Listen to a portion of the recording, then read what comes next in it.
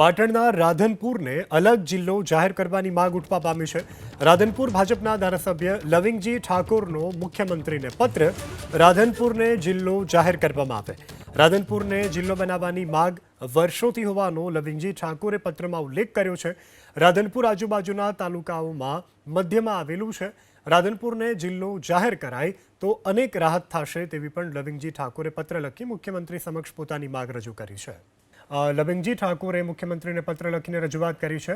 રાધનપુરને જિલ્લો જાહેર થતાની સાથે આસપાસના તાલુકાના જે નાગરિકો છે, આસપાસના ગ્રામ્ય વિસ્તારના લોકો છે, તેમને ચોક્કસથી રાહત થશે તેવો પણ પત્રમાં લવિંગજી ઠાકોરે ઉલ્લેખ કર્યો છે અને રાધનપુરને જિલ્લો બનાવવાની માંગ વર્ષો જૂની હોવાનો પણ પત્રમાં ઉલ્લેખ છે।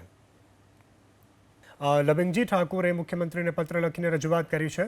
રાધનપુરને જિલ્લો જાહેર થતાની સાથે આસપાસના તાલુકાના જે નાગરિકો છે, આસપાસના ગ્રામ્ય વિસ્તારના લોકો છે, તેમને ચોક્કસથી રાહત થશે તેવો પણ પત્રમાં લવિંગજી ઠાકોરે ઉલ્લેખ કર્યો છે અને રાધનપુરને જિલ્લો બનાવવાની માંગ વર્ષો જૂની હોવાનો પણ પત્રમાં ઉલ્લેખ છે।